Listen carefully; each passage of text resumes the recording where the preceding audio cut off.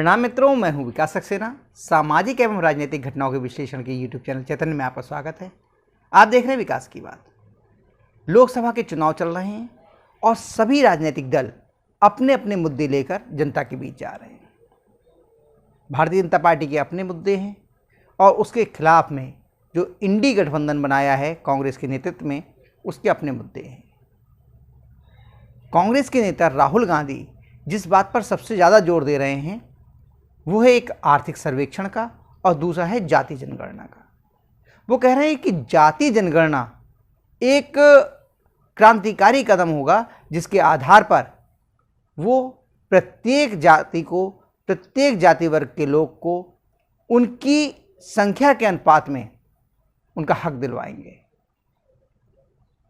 वो आरक्षण को लेकर के भी तमाम प्रकार के आरोप लगा रहे हैं और उनके दूसरे जो साथी हैं इंडी गठबंधन के, वो भी, कि भारतीय जनता पार्टी पिछड़ों, दलितों, अनुसूचित जातियों और अनुसूचित जनजातियों का आरक्षण खत्म करना चाहती है।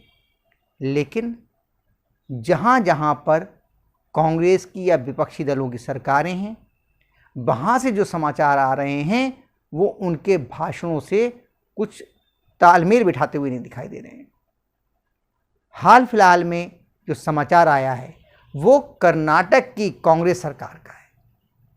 कर्नाटक में सिद्धरामैया की सरकार है, कांग्रेस पार्टी के नेता हैं, और वहाँ पर सिद्धरामैया सरकार ने कर्नाटक की समस्त मुस्लिम जातियों को, यानी कि पूरे मुस्लिम समाज को अन्य पिछड़ा वर्ग में शामिल कर दिया है। यानी कि पूरा एक धर्म, उसकी सभी जातियों को पिछड़े वर्ग में आरक्षण दे दिया है। इसका नतीजा ये निकलेगा कि सामान्य जो पिछड़े वर्ग में जो जातियां हैं उनको जो आरक्षण का लाभ मिला करता था, अब उस लाभ में भागीदारी मुस्लिम समाज के लोगों की भी हो जाएगी, चाहे वो लोग आर्थिक रूप से संपन्न हों या ना हों। सिद्धरामैया सरकार ने कोई इस प्रकार का वर्गीकरण नहीं किया है कि मुस्लिमों की कौन सी जातियां आर्थिक रूप से संपन्न हैं, सामाजिक रूप से संपन्न हैं, उन्हें आरक्षण पिछड़े वर्ग के तहत मिलना चाहिए या नहीं मिलना चाहिए। क्योंकि उन्होंने ये वायदा किया था मुस्लिम समाज से कि चुनाव जीतने के बाद वो सभी मुस्लिमों को आरक्षण देंगे, तो उन्होंने आरक्षण देने का ये रास्ता निकाला। पहले भी वो मुसलमानों को आरक्षण दे चुके हैं कर्नाटक में, लेकिन जब भाजपा की सरकार आई थी तो उसने इस आरक्षण को ख़त्म कर दिया था।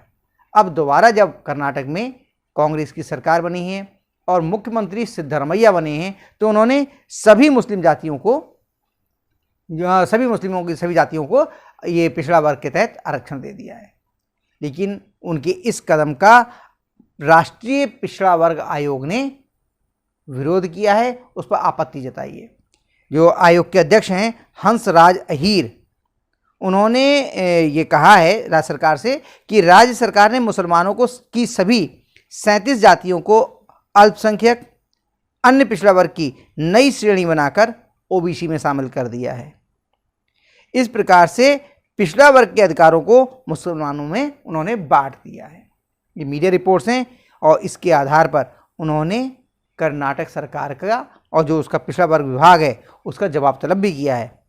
उन्होंने कहा, फिर इसके जवाब में जो पिछड़ा वर्ग का विभाग है कर्नाटक का, उसने जो जवाब दिया है वो भी आप समझ लीजिए। ये मीडिया रिपोर्ट है, उसके आधार पर मैं पढ़ के बता रहा हूँ आपको कि विभाग ने जवाब में कहा है कि मुस्लिम व ईसाई जैसे समुदाय ना तो जाति है और ना ही धर्म है। कर्नाटक राज्य पिछड़ा वर्ग कल्याण विभाग के आंकड़ों के मुताबिक राज्य में पिछड़ा वर्ग की श्रेणी 1 को मिलने वाले 4% आरक्षण में 391 जातियाँ हैं, जिनमें 17 मुस्लिम समुदाय की हैं। श्रेणी 2A के तहत जिन जातियों को आरक्षण का लाभ मिलता है उसमें 393 जातियां हैं, जिनमें से 19 मुस्लिम जातियां हैं। श्रेणी 2B में 4% कोटा केवल एक जाति को मिलता है और ये जाति मुस्लिम समाज की है, मुस्लिम समुदाय से आती है। यानी 4% आरक्षण विशुद्ध रूप से सिर्फ मुस्लिम समाज की एक जाति को मिलेगा। तो ये किया है कांग्रेस की कर्नाटक सरकार ने। जो पिछड़ों के लिए आरक्षण दिया जाना था, पिछड़ी जातियों को जो आरक्षण दिया जाना था, उसमें पूरी की पूरी भागीदारी उन्होंने मुस्लिम समाज की, मुस्लिम समुदाय की बना दी। जबकि हमारे देश के संविधान के मुताबिक धर्म के आधार पर आरक्षण देने की कोई व्यवस्था नहीं है। इसके बावजूद वो इस तरह का कार्य कर रहे हैं। और लेकिन जो जनसभाएं हो रही हैं उनमें वो दावा कर रहे हैं कि अगर आपको पिछड़ी जातियों को उनका हक चाहिए, उनका अधिकार चाहिए, तो उसके लिए वो जाति जनगणना कराएंगे, जाति गणना कराएंगे। और आपको याद होगा पिछले कुछ समय पहले तो वो पत्रकार वार्ताओं में भी पत्रकारों से जातियां पूछने लगे थे, बताओ भाई तुम्हारी कौन सी जाति के हो, कैसे यहाँ पर आए हो, निश्चित रूप से तुम किसी उच्च जाति के होगे। वो जो सचिवालय है उसमें जो अधिकारी हैं उनकी जाति वर्ग के आधार पर संख्या बताना शुरू कर दिया था। ये विभाजनकारी कदम है, आप समझ लीजिए। आने वाले समय में इस आधार पर समाज में ऐसा बंटवारा हो जाएगा, ऐसा विभाजन हो जाएगा कि उसको संभाल पाना बहुत ही मुश्किल होगा। निजी लाभ के लिए, राजनीतिक लाभ के लिए समाज में इस प्रकार का विभेद पैदा करना ये किसी भी प्रकार से उचित नहीं कहा जा सकता।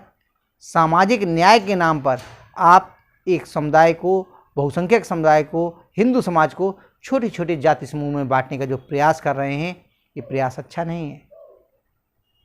जब आप इस तरह का बंटवारे का प्रयास करते हैं और उसको नाम दे देते हैं सामाजिक न्याय का, इसको कहाँ तक उचित कहा जा सकता है ये तो कांग्रेस के नेता ही बता सकते हैं।